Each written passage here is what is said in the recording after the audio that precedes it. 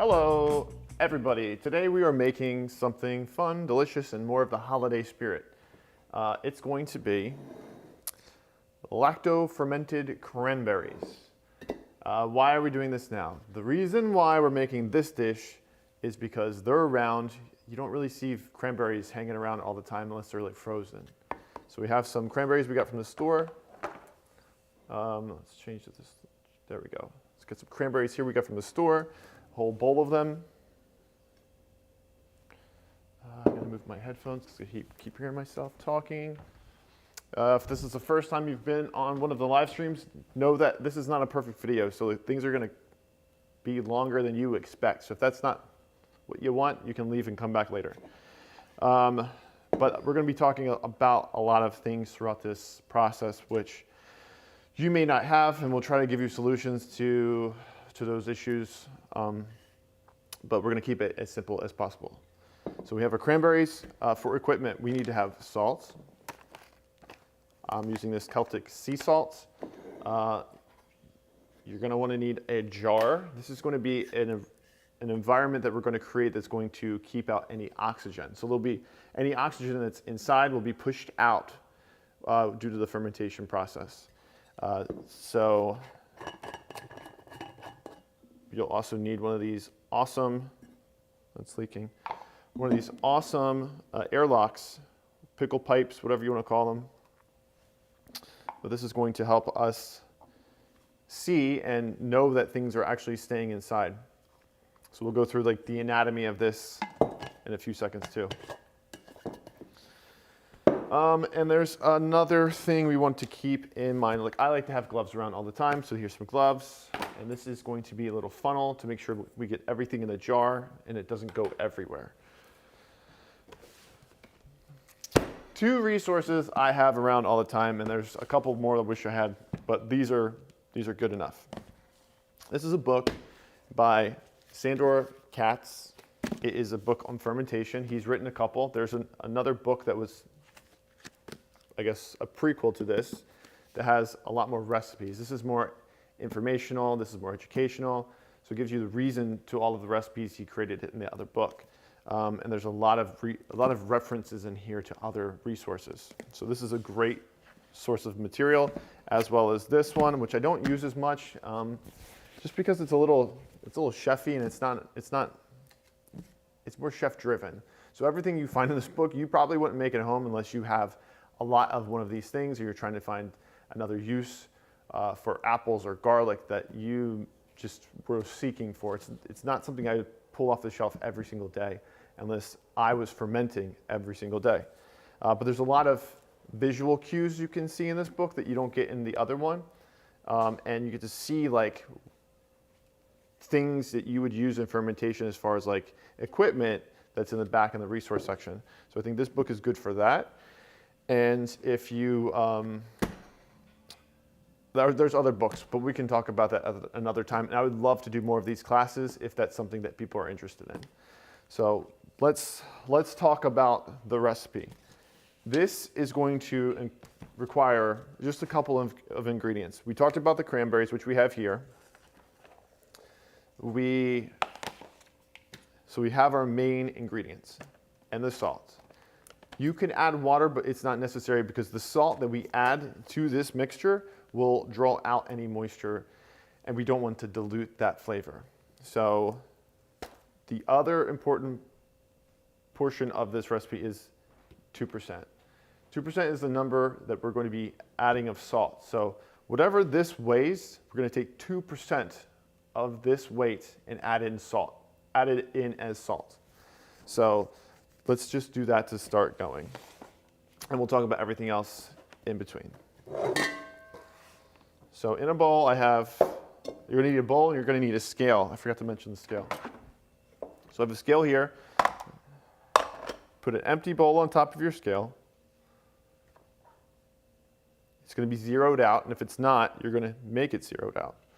But we're going to add in our cranberries to find out how much we actually have here.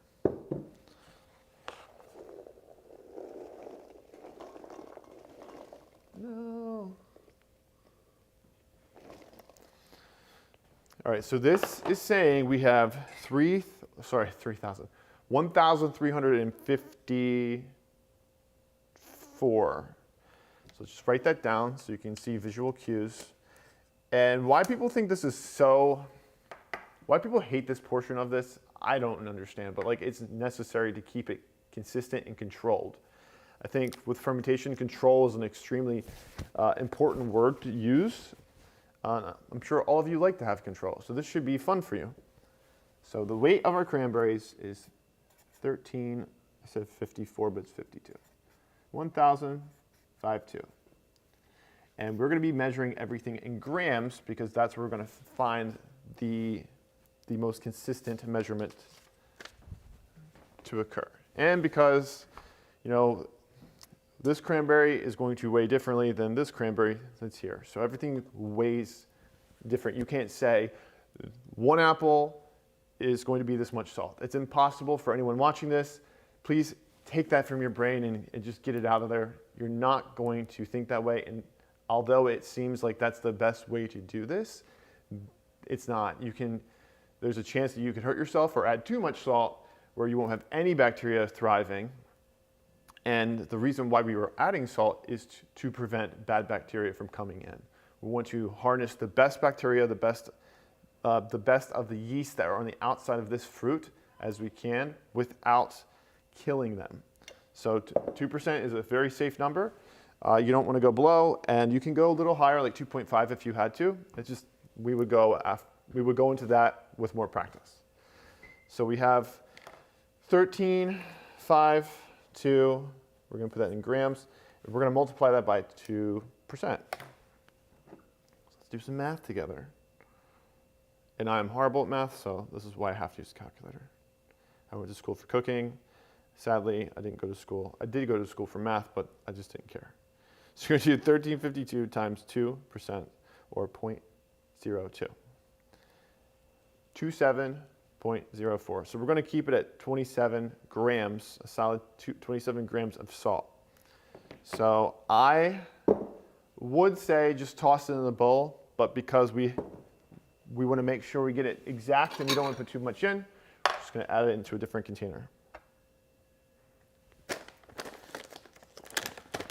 The reason why I like to use Celtic sea salt is because it is like high in a lot of minerals. You can use any salt that you like, but remember, all salts taste differently, and they're stronger in different variations. Like iodized salt, I was told that you could do this with iodized salt. I don't suggest it. I say sea salt because it's got the both of the best worlds,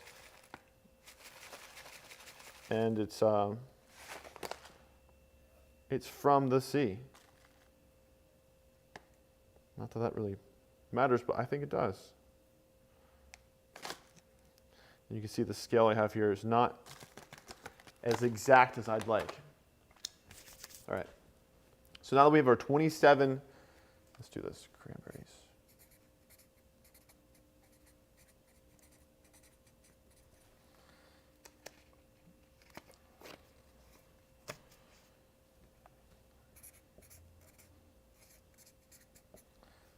So now that we have our 27 grams of salt, we're going to mix them. I'm going to put some gloves on because this might get a little messy. Now, there's a lot of things I was like researching before doing this that said that you want to do this when the fruit is whole. You don't want to chop it up. It does not matter. At some point, the moisture will draw out of the fruit from the salt penetrating. I'm going to squish mine because I want the most juice to form as possible. So you'll check that out in a sec. Let's push that aside. We might have to split this up so I don't get it all over the place. It doesn't matter. Like, I'm just doing this because I don't have space. So you don't have to do this part. If you have a big enough bowl, cool, go for it. If you just have a big like plastic container, whatever you have that's clean and sanitized, use that. So we're gonna add about half in, half in. I want to unscrew this before I forget. All right, so now we're just going to mix them up. You can kind of hear them cracking a little bit too.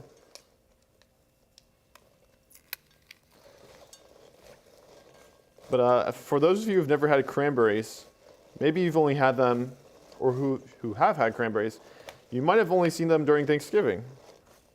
And that's because that's when cranberries are around the most.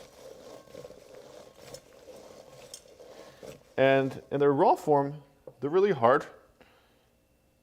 They contain a lot of pectin, which allows them to gel up, as you see in like the cans of cranberry sauce, which is really, really cool, really interesting. Almost look like a very tiny apple. And when you open them up, you can see they have like very tiny seeds.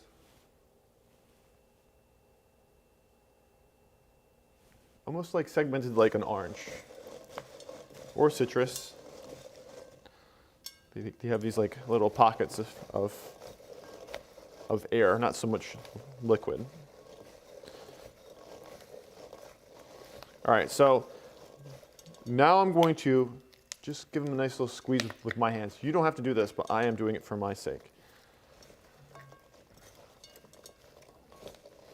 And I would say like let these sit for like a couple of minutes, but you can throw them right in the jar right now. We're just going to talk about some stuff before we get into everything else. All right. Okay, so let's toss this aside. Let's talk about our fermentation container. So this is a jar.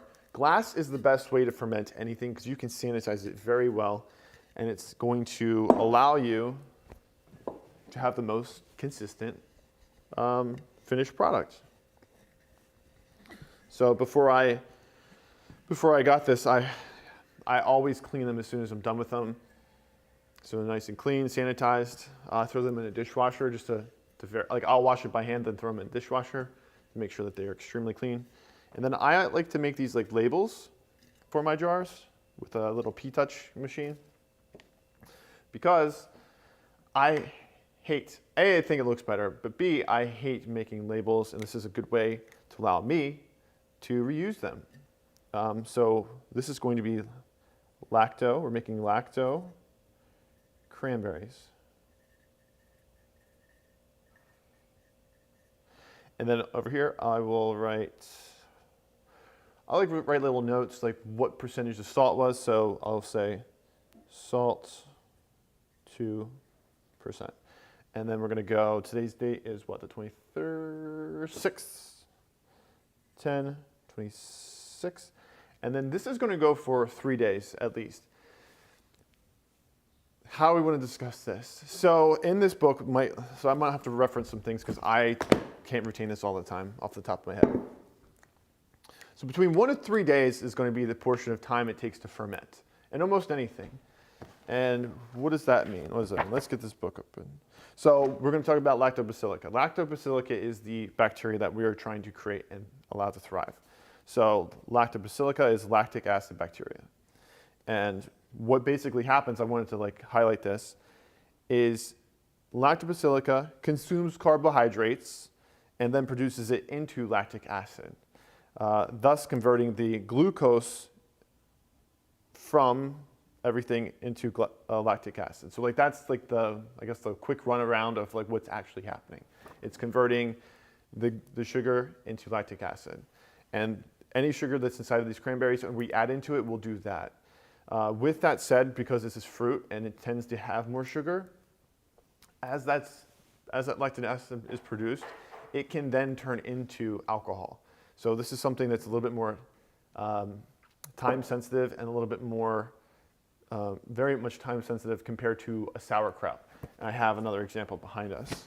So this is some lacto-fermented radishes I made a couple days ago, not a couple days, yeah, about 6 days ago. And they've gone through their fermented process. You can actually see the airlock isn't completely level because the air has been pushed out. And this isn't a vegetable that's going to be, I mean, it's stinky. It's going to contain it's going to create a lot of gas and it's got to go somewhere, but not like cabbage. Like if I had sauerkraut in here, this thing would have been like percolating like crazy. It would have foamed up. You can see some bubbles in here too. If I can get my head out of there maybe. You can see that there's some bubbles in there. I can't take it out right now because I wanted to let it keep, I want the pH to continue to go lower and continue to, the fermentation's happened. So I don't want to say continue fermenting. I just want to continue like it getting sour, more sour. So then it can become more stable. And the temperature of the room is going to dictate how long things will go. The temperature of this room is 73 degrees. So it can move at a moderately fast pace at that temperature. If this is something you're doing when it's colder, it's going to take much longer. So those 1 to 3 days might actually turn out to be like 4 to 5, depending on the temperature. Same with like making that behind me. What else? Let's dive back into this book. So then we have also, I wanted to mention these photos in here because this is important. These are some images in the book of like, here's an airlock. These are some other things that you can use while fermenting. I wonder if they'll have like the jar in here too. Like they don't use this whole system. They use a whole different method, which I don't like to use because it doesn't feel as consistent to me, but they've been doing this for a longer time than I have. Here you go. So like this is a plastic bucket right here with an airlock system on top. That's what they use for their kombucha, misos, a whole bunch of other stuff. But know that this is a good resource to have if you're looking to really like dive deeper into making all of these things. And let's see, I think I had something saved in here too. All right, so basically in this book, I wanted to make sure we talked about like the lactic fermentation, like fruit. So in this, Sandor says fruits ferment primarily into alcohol. So when you eat or refrigerate after just a few days after fermentation. Yeast activity can be inhibited by heavily salted. So those are things we touched on. I just wanted to dive into them a little bit more so that we were, it's not coming from some random source. This is coming from somebody who has done this their entire life. Okay, so while we were jabbing, our cranberries have met the salt a little bit more. You can still see there is still salt on the outside.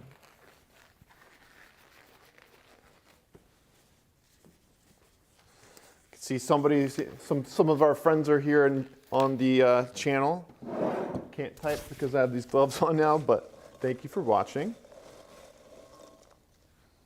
Now, let's do this. So we're going to add our cranberries in here. One thing I want to make sure I do is not leave too early. I tend to leave all these streams and forget something to say. So if you have any questions, make sure you ask them below. You can put like a Q in front of them to let me know. So if I'm like going through, I can see that it is actually a question that you want to ask. But all we're doing right now is adding our fruit and salt into this jar.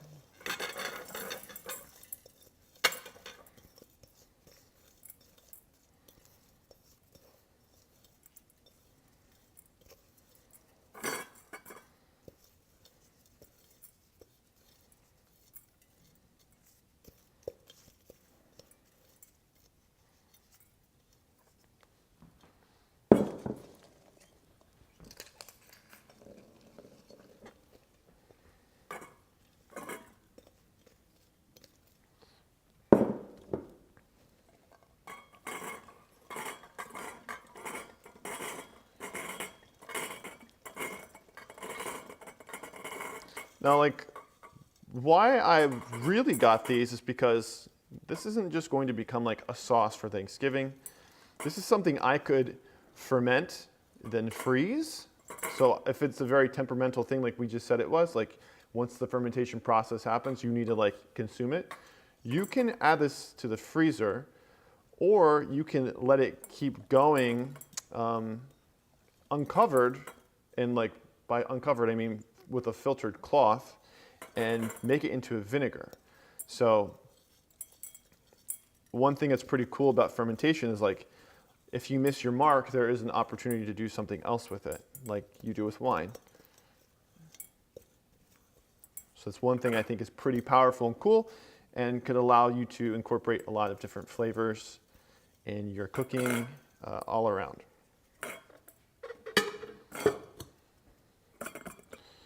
Everything's inside. Now, some may say that at this point you want to make sure this is all weighed down. This is true.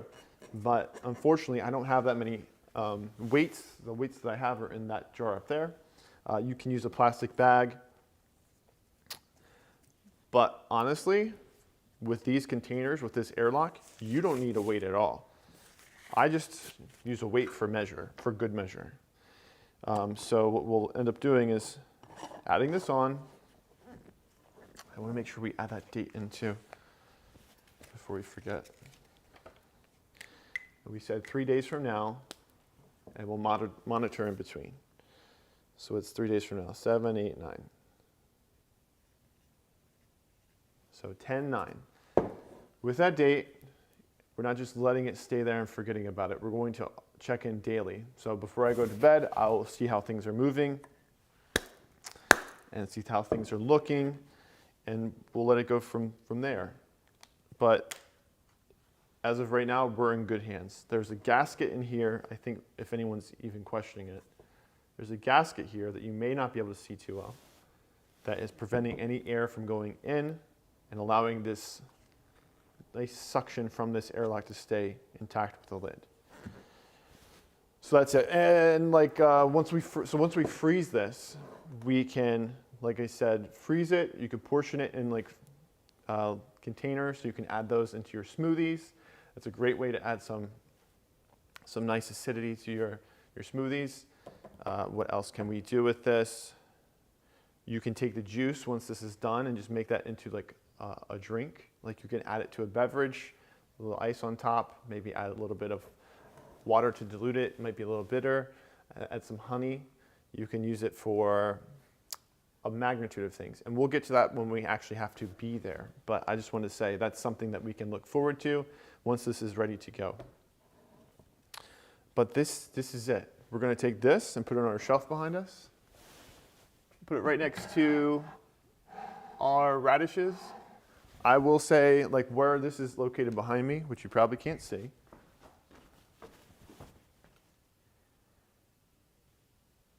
Right there. This is a space in the studio which, you know, there's sunlight from all angles of this room. But right here, there's no direct sunlight. I think the sun kind of comes through across that way and over there. But at this moment, this is fine. But if you don't have a space where you can put your ferments, keep like in the room, keep them in the cupboard where there's no sunlight at all. Any kind of UV rays will kill any bacteria that you're trying to harness and allow to thrive. Very important.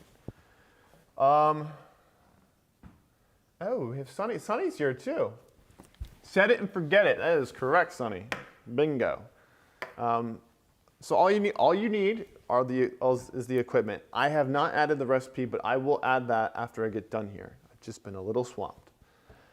So for everyone tuning in today, thank you for doing that. This is a kind of cool view at the moment. You're seeing everything that we have. And if you have any questions, make sure to add them below, and we'll get back to them as soon as we possibly can. Until then, I'll see you next Thursday with a live video or a finished video. So thanks for tuning in. Love you very much. Have a great, great day.